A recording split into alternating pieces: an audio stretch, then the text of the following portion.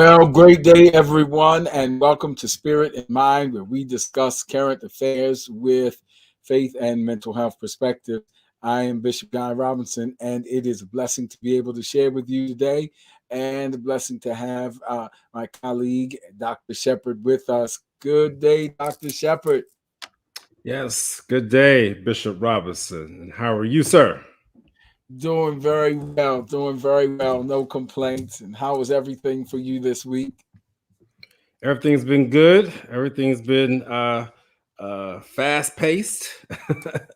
Had to make some travels this weekend to support one of families that is near and dear to me. But I tell you, the Lord has been good, and I'm just thankful for being alive and thankful to be here on another broadcast with Spirit in Mind. So grateful to see those who are coming on in. So please come on in the room. It is 7, and please share with your friends. Hit them up, social media, tag them, or whatever you need to do. Like, share, and thank you, Juanita Henderson and Stacy Bynum, for being with us already. And we're going to look more for people to come.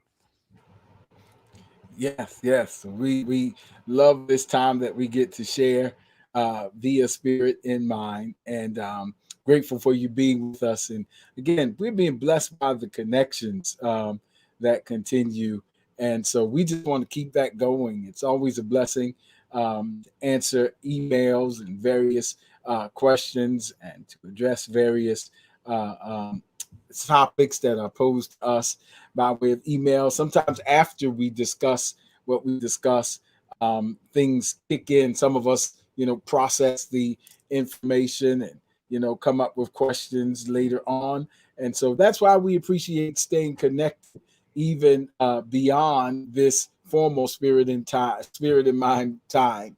And so Dr. Shepherd always is so gracious to share with us ways we can stay connected. And so, Dr. Shepherd, would you do that again and tell the people how they can stay connected? Yeah, so please stay connected. I feel like that song "Stay Connected" should pop on. Yeah. That's a song that used to be quite popular back in the day. You can stay connected to me through my various methods or platforms: email, office, Facebook, YouTube channel. Go there, subscribe. That way, you'll never miss when Spirit of Mind comes on. Hit me up on Instagram. My website is there, and I'm thankful for those who connect via various ways to ask questions, to give insight, or to ask for opportunities to share more insight at your place of employment or business or even faith organization. So please continue to do that. And then Bishop C. Guy Robinson, please reach out to him. There's his email, his office number, also on his social media platforms. Please subscribe to CGR Ministries. And Bishop is also the pastor Tabernacle of the Lord, Full Gospel Baptist Church. So you want to make sure that you even tag in and go listen. I was told that I need to go back and listen to the sermon for today. So you always want to keep a little bit of time during the day to go back and replay. And I want to acknowledge all those who go back and watch Spirit of Mind. Bishop, I'm told that people, when we have to take our sabbatical, which is proper, that people will go back and watch previous episodes so they can stay connected to us. And the information doesn't change. So that's why we're excited about some new platforms that will be coming, because this information is so needed and is needed across really the globe. And so please, those who are watching the replay, we acknowledge you. We're thankful for you. And those are the different ways you can stay connected to us. We look forward to hearing from you. Yes, indeed, we do. And we're excited about, as Dr. Shepherd referenced, some additional ways of staying connected that we're working on. And so keep us in prayer as we continue to pursue and to plan, which is what we're going to be talking about still in a little bit. But as we plan and pursue, we believe to be part of divine purpose. And so we're excited about that. We appreciate the power of connection. Listen, if you haven't had the chance already to do so, I love the opportunity and again, the privilege of being connected. And feel free to share. I just did one of my new mental health ministry minutes. Based on several different reports. Really, if you put them together, it's longitudinal reports from 1999 to as recently as 2020 that show how consistent participation in faith community increases life expectancy. With the coping skills that it gives, and some of the reasons that are reported for that increased life expectancy. That's how long we can expect to live. Not talking about lifespan for the technical person, but life expectancy based on certain biopsychosocial factors and decision making and behavioral patterns. And so, faith community, regular participation increases life expectancy from the various studies from 4 years to as many as 14 years.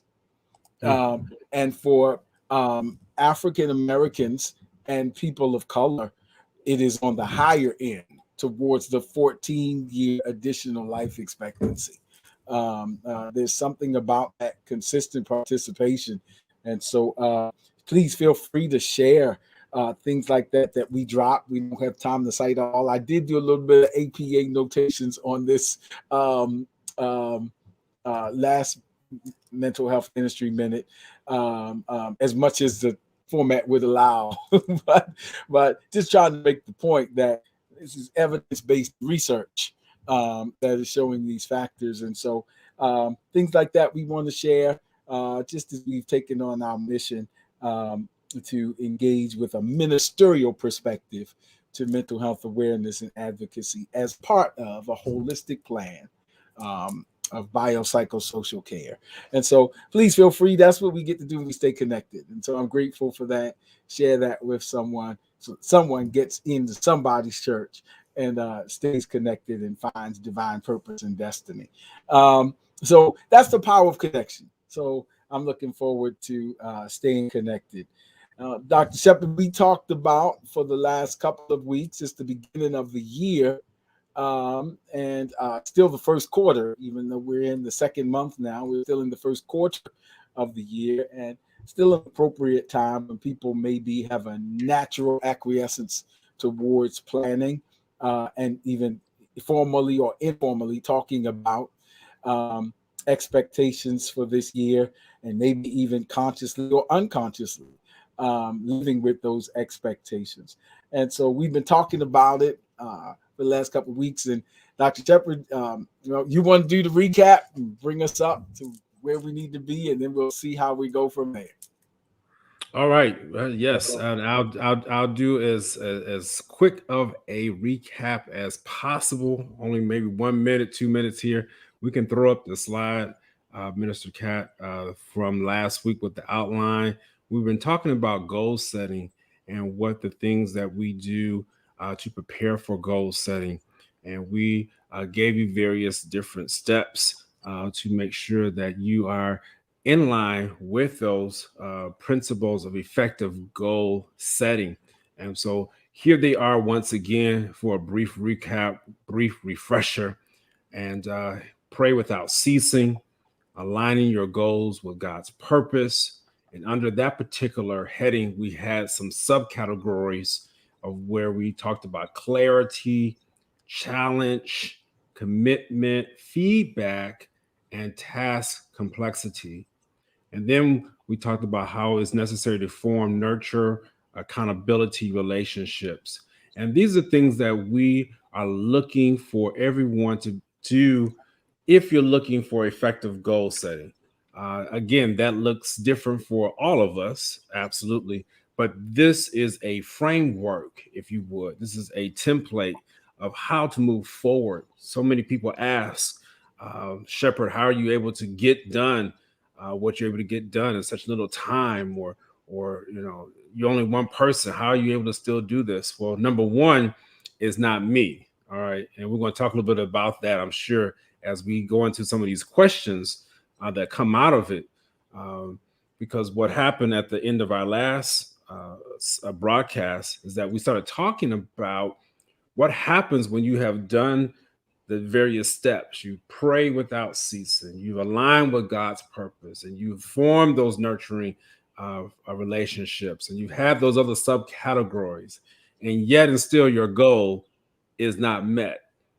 You're still frustrated about what's happening in your life. You're even mad at yourself. You're mad at God. And so that's where we're going to dive in a little bit deeper today. I just set the framework.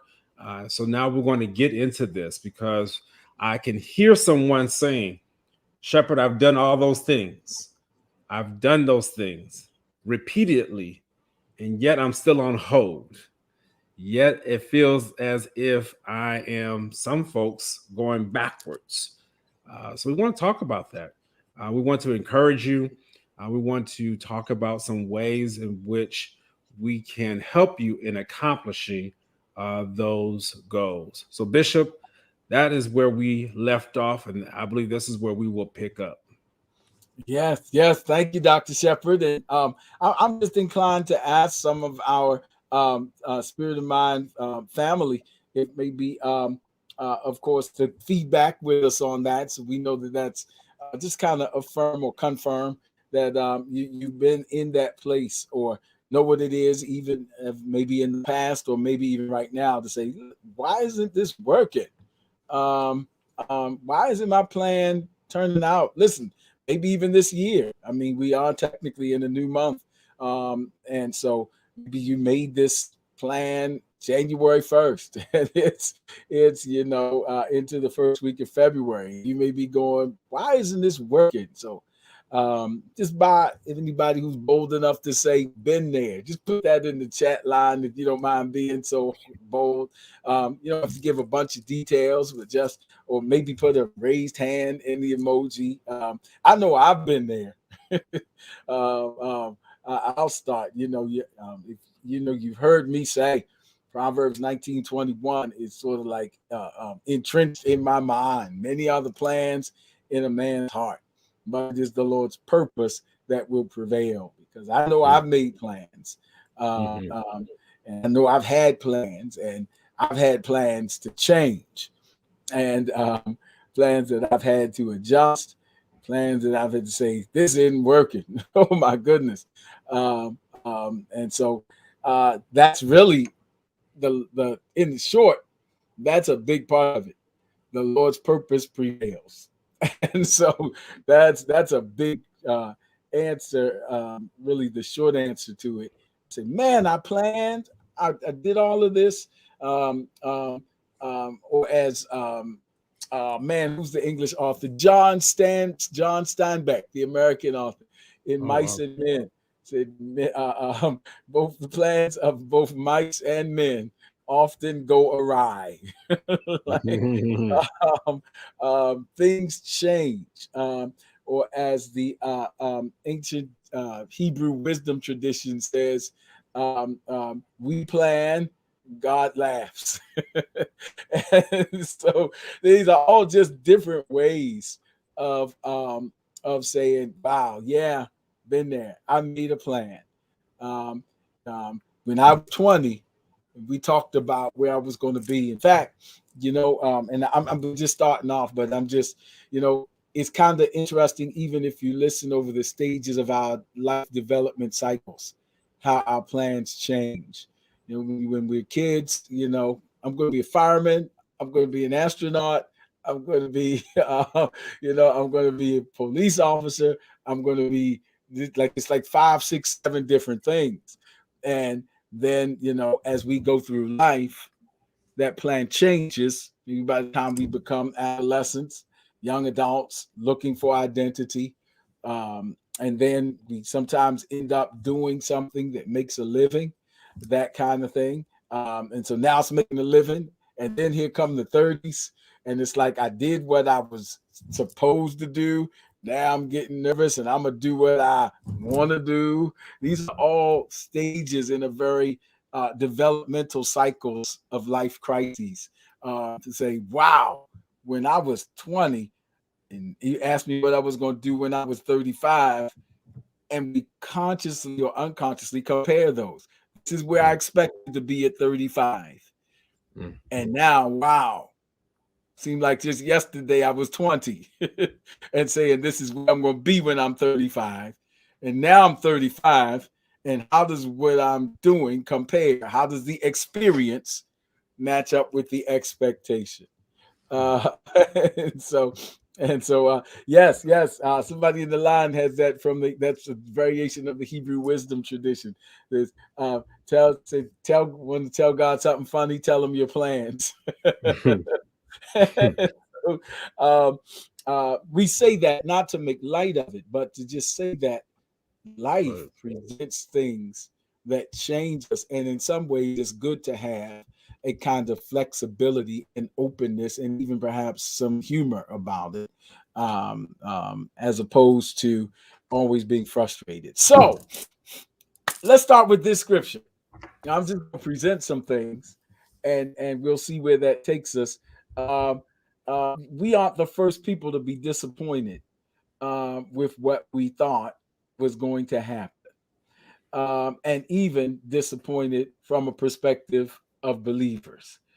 In the Gospel of Luke, and this isn't sermon, we're just going to analyze the text. Y'all, many of y'all been to church already, so have I. I preach for the day, but it has. I want you to think of this as we try to do some, if you will, some kind of extraction of some significant cognitive emotional principles with theological oversight from the text. So Luke 24 and verse 17 talks about two disciples on the road to Emmaus. This is after Jesus has been crucified and he's been buried. And so Jesus comes up on them. He's resurrected.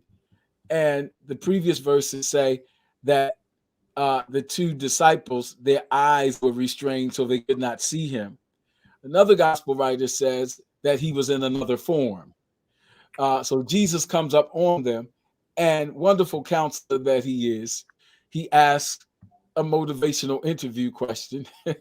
He says, what kind of conversation is this that you are having with one another as you walk and are sad? Hope there is that Jesus knows all about their emotions. He knows that they are in a down place. He knows that they've gone through something. And, if you really want to be deep about it, God asks questions. He really already knows the answer. It's really to get us to introspect and confess. And it also lets us know that just because we're disciples doesn't mean that we can't have some sad days or some bad days. So being believers does not exempt us from going through emotional difficulties and struggling with the way things have turned out. So Jesus asked them, why are they sad? And they answer in verse 21 to shorten their answer. They say, we were hoping that it was he. And if you see that in the New King James, the he is capitalized, meaning the Lord. We had hoped the Lord was going to redeem Israel. And today is the third day since these things happened. So here it is. We can stop right there. He says, we had hope. We were hoping. That's already past tense. We had certain expectations of how the Lord was going to do what he said he was going to do. We had certain expectations of how life was going to turn out. So essentially, if you want to know why we're in this sad cognitive emotional state, it's because what we hoped would turn out didn't turn out the way we hoped. Our plan is not working. And it's been 3 days. which, you know, for them, again, 3 days is significant. And I don't have time to get into all of that, but 3 days represents a complete biological process. And so by now, it's too late for anything that we hoped to turn out a particular way to turn out that particular way. And so, want to know why we're sad? Is because expectation means we were looking out for this outcome, and this experience is different from our expectation. And because of that, we're sad. I'm gonna just stop right there, Dr. Shepard and Kate. I got another point, but the first one is that, you know, because we're believers doesn't mean that we don't become susceptible to life not turning out in the ways we thought, and even going through some dark and difficult places emotionally. It doesn't our status as disciples does not automatically exempt us from experiencing things that don't turn out the way we thought, even when we thought God was going to do it. That's the tension of the text. So, Dr. Shepard, I'm gonna stop with those points before we continue. You can go, please help us out. Yeah, absolutely. I'm just going to expound upon what you have just stated. It should be brief because I'm just recapitulating what I heard in a sermon. Both sermons I heard today.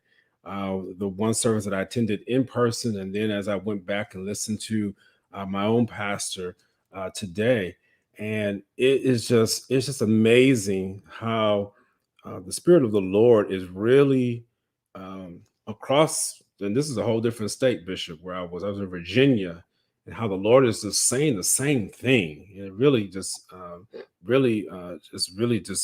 impresses me.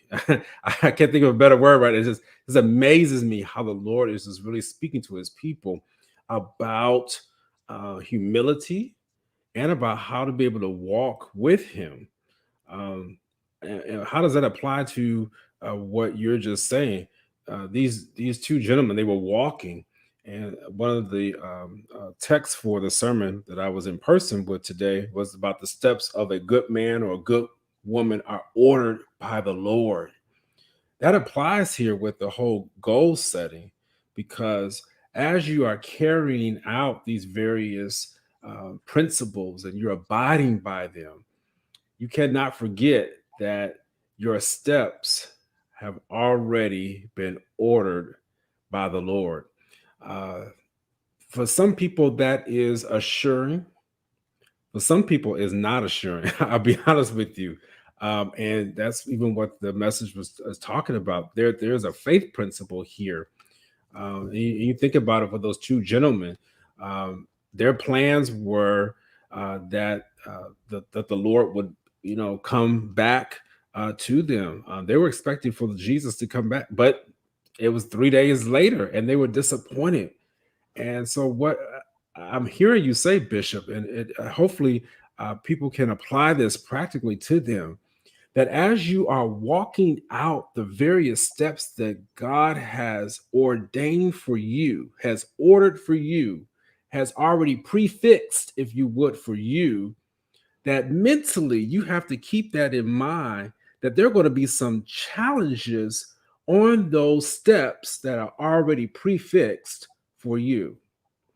Um, I know you believe it.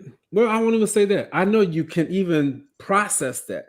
But I don't think, Bishop, sometimes we really get a hold of that and really believe that, because we will waffle, we will waver, um, and we will start to think like, Lord, I thought my purpose was aligned with you. I've been praying, and I even got accountability partners. And then as we go up these various different steps and phases, a challenge will come, and it just knock us all the way down. Oh my God, what happened? What am I doing wrong? God, oh my God, I don't really trust you, God. It's just, I thought I was doing all this right. Um, we're people, and I won't go too far because I want to stay right here where you are, Bishop. But we are people who cannot handle disappointments as well as we say we can. And I'm praising God because he's building me up. Now, just a point of transparency here, building me up to be able to withstand those disappointments and yet change them over into something that is working out for my good. And so I just want to challenge the people today that your steps are ordered by the Lord. Even as, and I thought about it as you were talking about, as these men were walking, they were still walking to hopefully a particular destination, and God knew where they were walking, but he had something up his sleeve that he was going to reveal to them. Because why? Even though they were disappointed, they were still walking. They were still walking on the course. They were still walking on the path. And that's what I want to tell you, is that you can have all the different principles in mind. You can be acting them out, and yet there's still going to come a booby trap or a sand trap or whatever you want to put out there that's going to snarl you. And you have to still be able to remember that your steps are ordered by the Lord. Continue to hold fast to the principles of how to be able to set those goals in play, and watch how God will help you, but can't give up. That's all. I'm gonna stop right there, Bishop. Yeah, wonderful. And I'm just gonna stay in that moment because I don't want to do what we sometimes have to do in the restraint of a service and jump right to Sunday morning. He got up. Sometimes we miss the first and second day. The text says it's been 3 days, and we have to live in those first and second days. First day is the actual traumatic event, is fresh of Calvary. The second day, it represents a whole season when it seems as if nothing is working and it is an absolute failure. Wow. Which is what that second day represents. And we have to live in the reality of that and not skip it, and not look for quick fixes. It's a full day. From the rising of the sun to the setting of the same. Actually, in that day, the sun refused to shine. And so we have to live in that, in the fullness of that eclipse, the eclipse of our hopes, the eclipse of our dreams, the way we thought things would be. I'm not doing that to depress. I'm doing that not to be avoidant and dismissive. So we have to live in this moment that these two disciples, they are infidels, if you will. They aren't pagans. They aren't non-believers. They are disciples who were following the Lord, believing and planning for a certain outcome, and they went to great services where people were healed, delivered, the blind received their sight, and the lame started walking.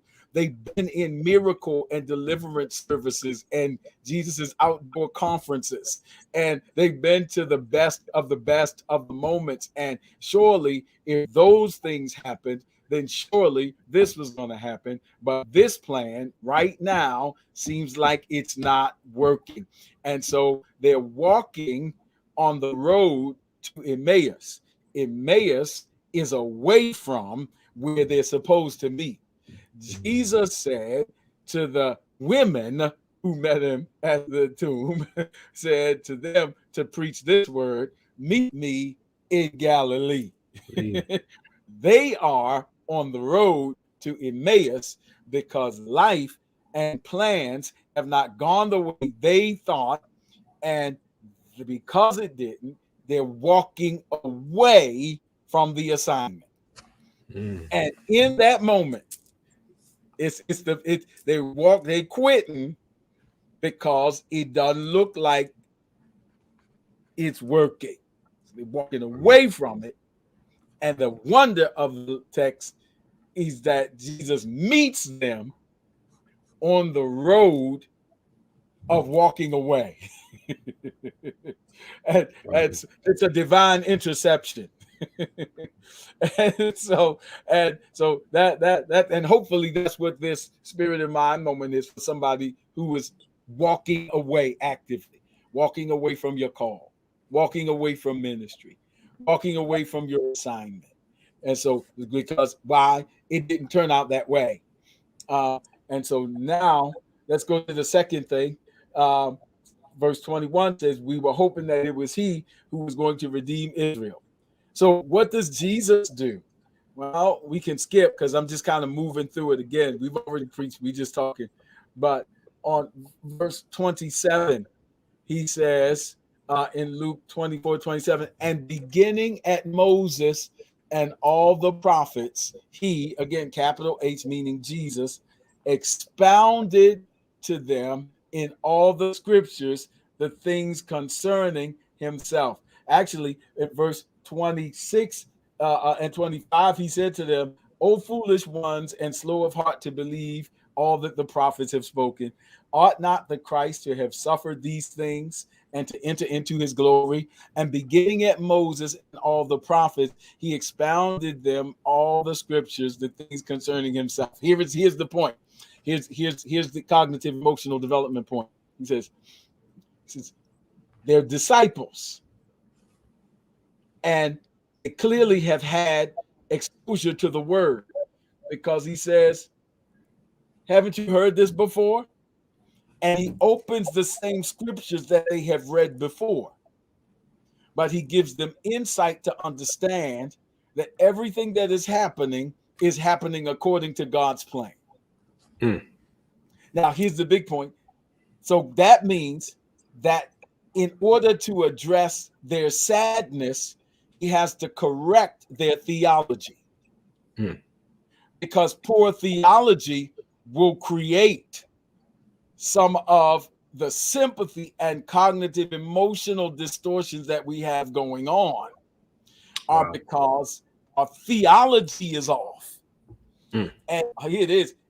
If we adjust and get a healthy theology, now I'm not talking about cases that are diagnostic and need intensive care, but I'm talking about a lot of typical stuff. If I stay with the medical analogy, not every medical condition needs an operating room and surgical procedure. Absolutely.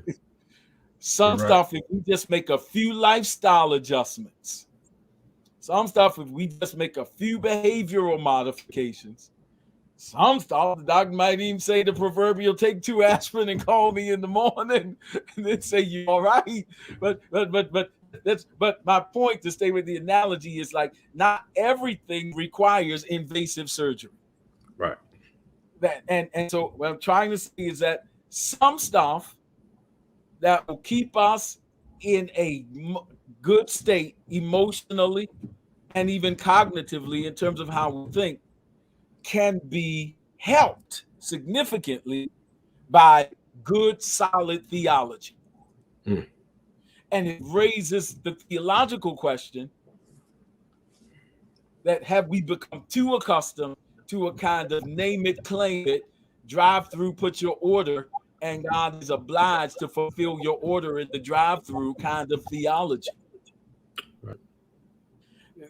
And so Jesus says, actually, nothing that I'm telling you now is not already in the scriptures.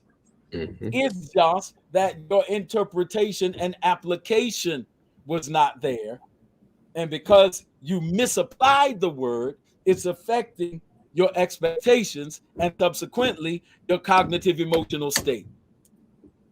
So he opens the scriptures and says, I'm going to talk to you and show you that I'm going to tweak your theology and it's going to help your psychology.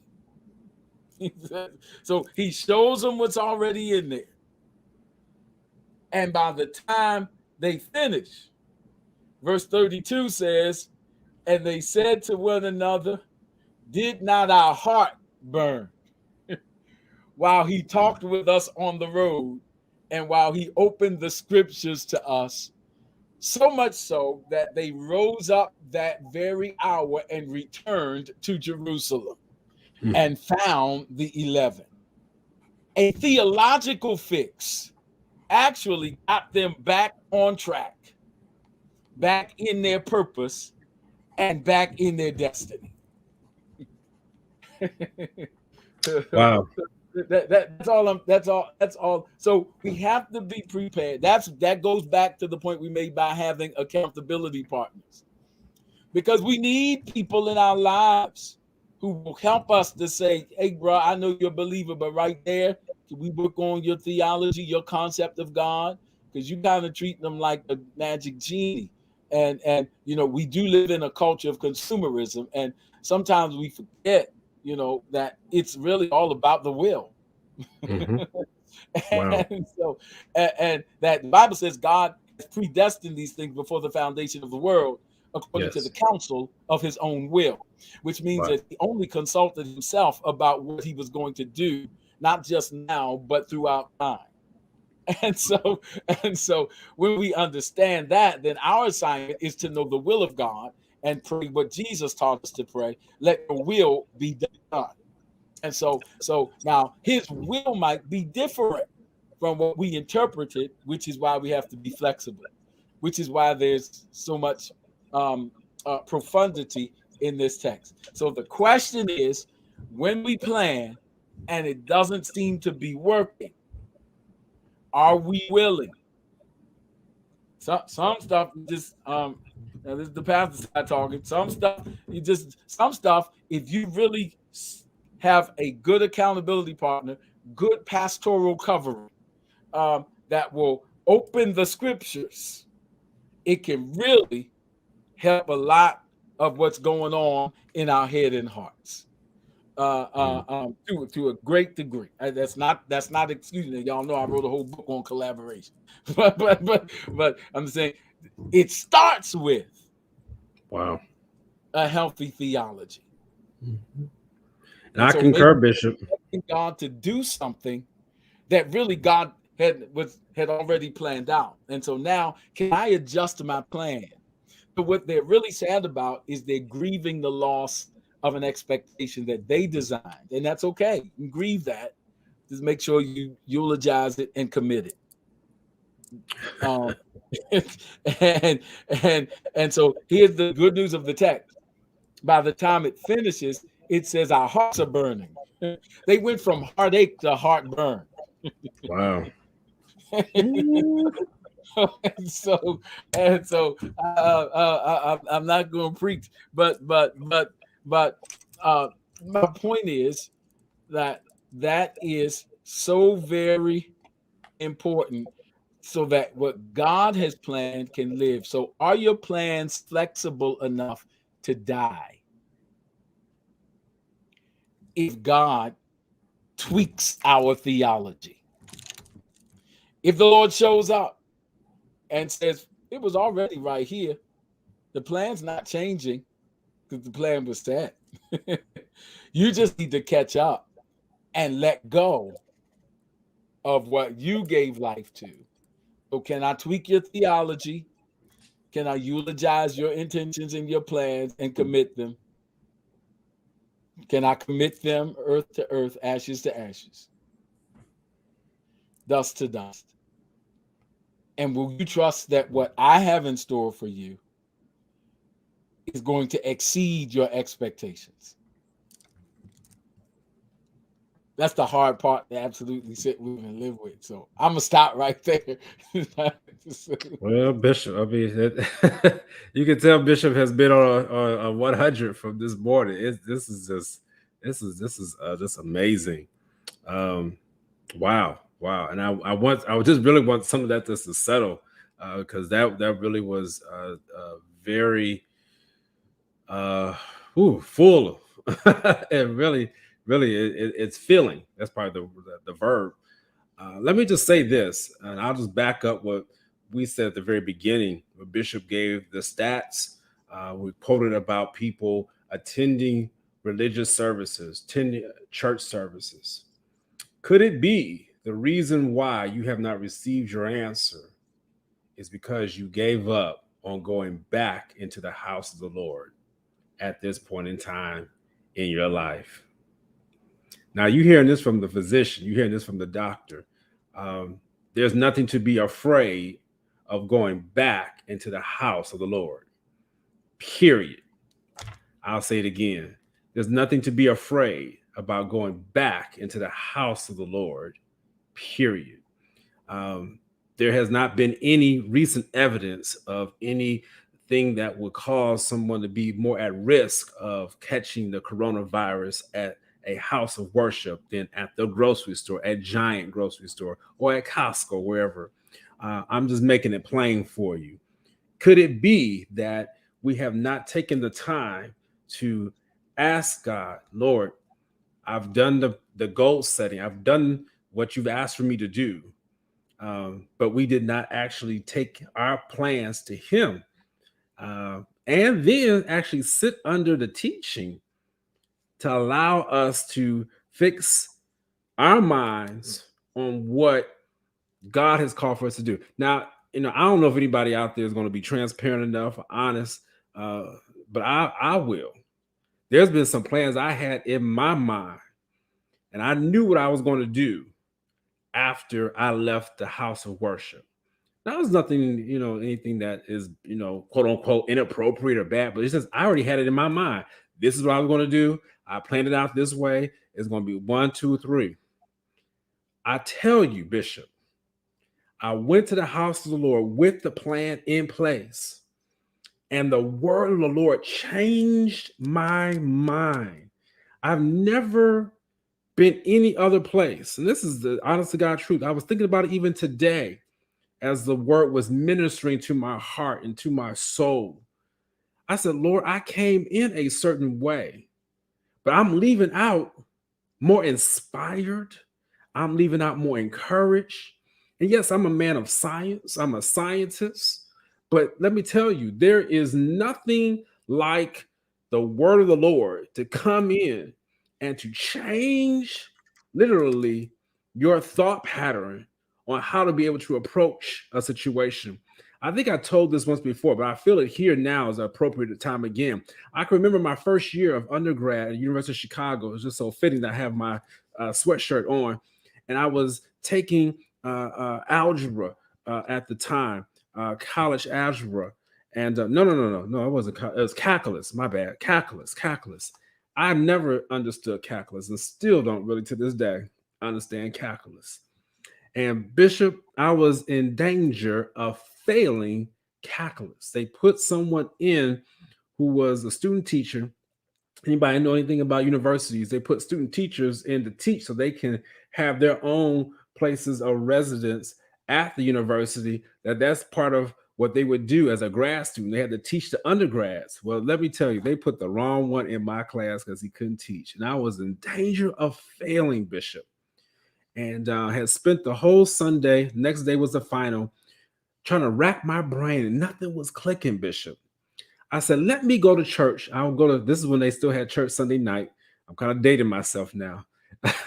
And went to church that Sunday night, sat midway in the audience. And the word of the Lord just came and began to literally like just wash my mind, began to unlock different things.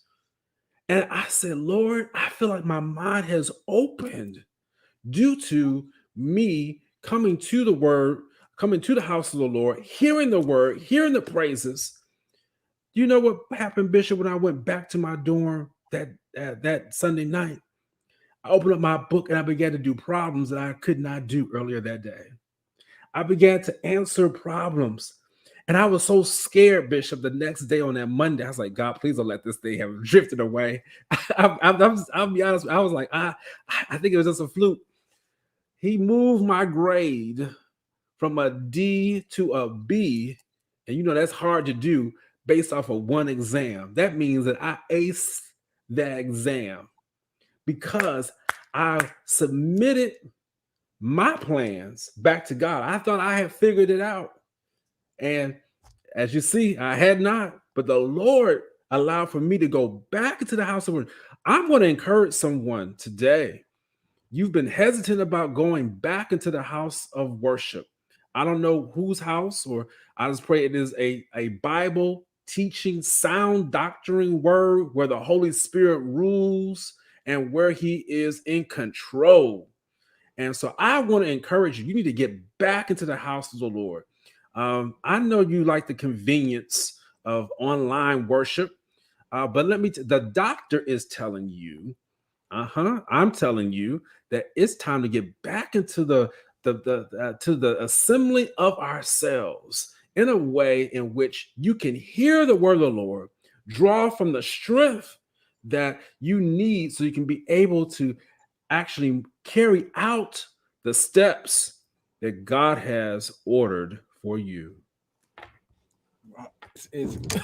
Thank you, Dr. Stepper. That is a powerful testimony. I agree with Sister Maxine Rush. Hey, Sister Rush, that is a powerful testimony indeed. What a powerful testimony. And I don't want to be, but I just want to stay in that moment that that again, that this adjustment, they were sad.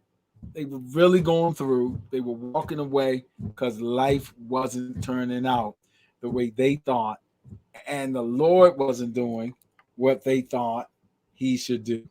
That was their thing, you know. And so the Lord just opened up the scriptures, and verse 30 and 31 is key.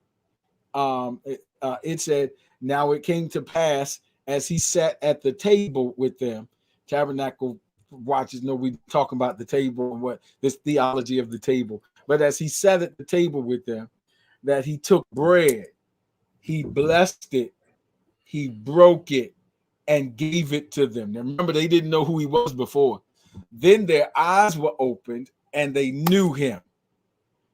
and so that's the important thing. They said, wait a minute, this is the point at which their eyes were opened. It's a message in it. Here's the bread. It's blessed. It's broken. It's given to me. Can I do this with you? Can I do this with your will?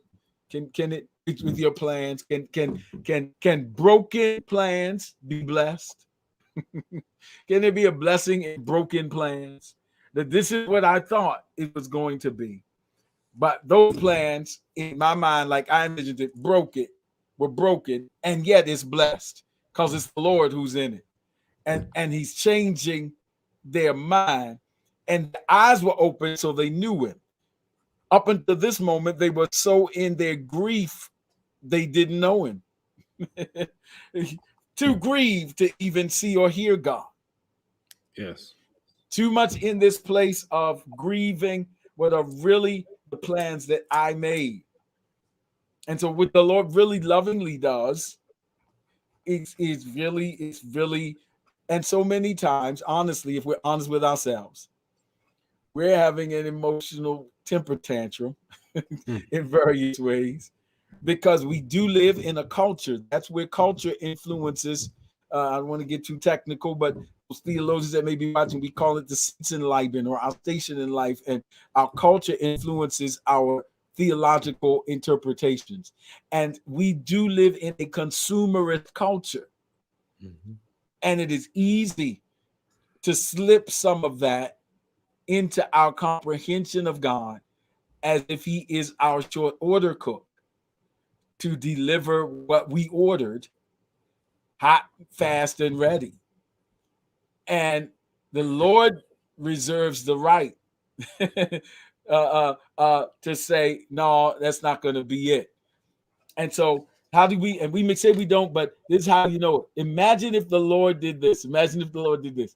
Imagine if we were at a drive-through and ordered and said, I want number 7, hold the pickles, I want mayo, and then when you got to the window, the server said, I know you ordered bacon, something, something, something, but that's really not in your best interest. You know, you got issues and you don't need no bacon. And so I really already planned your menu. And so here it is. I gave you this. We would really, really have an issue Absolutely. with that server, because the job of the server is to give us whatever we want. And sometimes we misconstrue those roles with the divine. And He has a right to say, many are the plans in your heart. But can I change that? Can I break it and yet bless it at the same time? Can you live with broken plans that are nonetheless blessed? And trust that when it's all over, my heart is going to burn. I'm going to say thank you for the breaking and the blessing. Thank you for the plans you changed. Thank you for ministering to my temper tantrum for things that didn't go my way. Thank you for me. And I don't mean to be facetious with that. That's an attachment issue if you want to get technical with it. And we have different ways. Some of us blow up and others of us clam up. So, some of us become avoidant and others of us protest. And so but we all have our attachment styles, and you can tell it when we detach. And so when the Lord disconnects our plans, when he breaks them, it shows our attachment style. These two disciples walked away when they had to give, when things didn't go right. So, but the Lord ministers to them and catches them and says, listen. And by the time he's finished, they go back on track and back in their purpose with resilience, with new energy. And may the Lord do that to all of us who know what it is to wrestle with change plan and to grieve unmet expectations. May the Lord meet us and fill that gap. We talked before about pain being the distance between experience and expectation. May the Lord meet us in that gap and be the bridge so that we can get back on track and say, and my heart is burning now. He took it from heartbreak to heartburn. That's where it is.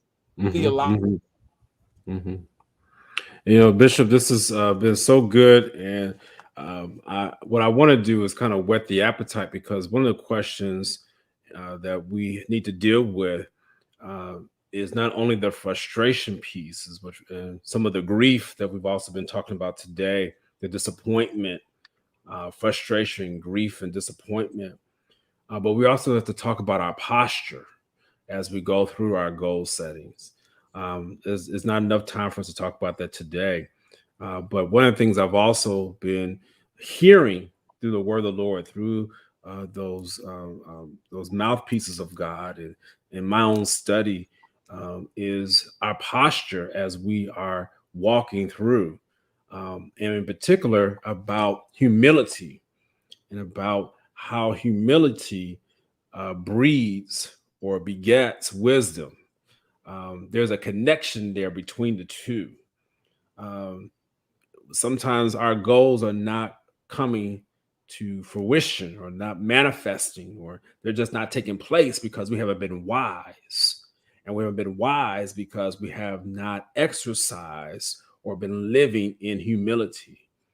It's a lot of pride. And this is a little bit of what Bishop was talking about, of what is occurring within our society. Pride is an all-time high. And even for myself, when you are at a esteemed institution such as the University of Chicago, think that you got it, think that you can manage it. I should have this, I shouldn't be struggling with this. Why is it that I can't figure this out? It's disappointing. I could have easily just said, you know what, I'm going to bed, Bishop. I'm not going to church. I'm done with this. I got this. You know how some of the stuff that we do. But no, I took it to the Lord. I'm not boasting here, but I want to show you there's multiple ways, and I haven't always done that, but I want to show you what happens when you follow the way that God has designed for us to do. He gives us an option, you all. He's not going to make you do something, but he wants you to hear the instruction and for you to make the decision, for you to make the choice. And then once you make that choice, you have to be able to live with those results. Our engineer, she put in a private chat that you can ask the Lord, Lord, have your way. And when you say, Lord, have your way, some of us get disappointed because he has his way, and that's not what we really want. So when you pray, Lord, have your way, but they go in and knowing that that is not really what you mean. I really have been asking God, help me, Lord, that when I'm praying, I want to be sincere in my prayers. I'm not just trying to pray something that sounds pretty or can get my soul stirred up or get other people stirred up. I've been even looking, as I told you all last week, reading the book about total forgiveness. And they talk about how in the Lord's Prayer, there's a line in there that so many people say without really giving a lot of thought to it. And that's about forgive us our debts as we forgive our debtors. And the author even proposes that that's probably one of the biggest lies that is stated in this society today, because we don't forgive our debtors. We're told, I forgive you, but I won't forget. That's not total forgiveness. And again, that I want to digress too much, but that is not total forgiveness. That is not how the Lord instructed us to say, I'll forgive you, but I won't forget. That's not scriptural. That's not even biblical. All right, just want to let y'all know that. So we have to be careful that as we're asking God for what it is for Him to have full control, aligning ourselves with God's purpose, doing it God's way, that it will challenge us. I'll say this at the end, and I've been really saying this more and more as I've been getting to understand that as you walk this way with God, it takes more than your natural strength to be able to do this thing. You got to wrap your mind around this. I'm coming for your mind now, because if you think that you can walk out the steps that are before you according to the principles that we have already laid out through your natural strength, I hate to tell you today that you're wrong and you'll fail every time. Your natural strength cannot do this. You actually need supernatural strength that comes only from God through His Holy Spirit. You must ask His Holy Spirit. You must ask God, Lord, endow me each day, daily. You need to ask Him. And again, this is coming from a person who, professional, scientist, all that. But I understand that it is not of my own strength and wisdom and intellect, that if I am going to operate off of my own strength, let me tell you, I will fail each and every single time. But you need to make sure that you are asking for God's supernatural strength to be able to carry out the duties, the goals, and the plans that He has for you. And as you do that, just remember, He wants us to remain in a certain posture. And Bishop, we really got to talk more about that, because that really has been so key. And I know you have your other principles that we will continue to go through. So please, y'all need to let people know we're coming for you. We are not just setting up some principles for you all just to say, oh, this is nice and pretty. No, we're coming for you because we know that you all have got some questions, and time is of the essence. And there's some shifting that has occurred. And even I sense it in so many different ways, so many different areas, so many different things I find myself involved in. People understand that the times have changed. And with that change, there needs to be a supernatural strength that is empowering you. That's why this show, that's why this broadcast is not just something that we do for entertainment. It's because we understand that the people of God, the people who we talk to on a weekly basis, or even during the week when you email us or text us, that you all are really looking for another higher plane, a higher level of spirituality, and wanting to make sure your mind is straight, that your mind is together, so that when we come through these challenges, as you walk through, that God will be glorified. I'm done, Bishop. I said more than what I need to say, but I felt that there. Oh, wonderful. All helpful. And we thank you for joining us on Spirit of Mind. The time just seems to fly by. But by God's grace, we will be here next week. So I hope you remember that. Today we talked about that. We wanted to add that component because most of us are people of faith. And so this piece of these two disciples who had believed God for something, and it wasn't turning out the way they thought. Jesus shows up, and that's what prayer is. And so when our prayer is really going through this and God shows up and he asks them a question, why are you sad? And they are honest with him. And Dr. Shepard touched on that. They didn't just give churchy stuff. They said, we had hoped that he was going to redeem us, that he was going to bring us out. We had hoped that he was going to let my loved one live longer than they did. We prayed. We had hope that by this time we would have the money. And so whatever, you can fill that in. Whatever died that you thought was going to live. He says, we had hoped that it was going to turn out different. And we got to be honest with that. Psalm 51 says he desires truth in the inward parts. Which means, so from within, I got to be honest with myself and thinking about what I'm saying, which means, Lord, for real, this is what I want. But nevertheless, not thy will, but to end up at that place. And so that's why we went through this part of, as we plan, how to be flexible and open to the portions of the will of God that have not been revealed to us. I don't care how spiritual we are, and that has its place. And certainly I believe in all of the gifts of the apostle, the prophet, the evangelist, the pastor, and the teacher. But there are some things that even the prophet says the Lord has hidden from me. We know in part, we prophesy in part. And so there's a part of us that has to be flexible and open to the part and the will of God that is still unfolding in our lives, so that we can be open enough to allow the Lord to show up like he did in this text, tweak our theological position, and as a result, shift our emotional state even and our concept of God. So don't give up because it's not going your way, because the truth of the text is he is the Redeemer.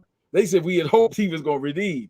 He is the Redeemer, and he has redeemed. He's just not doing it the way you thought it was going to work. So God will do what he said he will do, even if it's different from the way we planned for him to do it, because in the end, he's sovereign. All right. Thank you for being here. We hope that this has been encouraging. And next week, we'll continue as the Lord gives us grace to talk about planning and working together with the will and in submission to the will of God. So listen, thank you for joining us. And we want to see you next time on Spirit in Mind.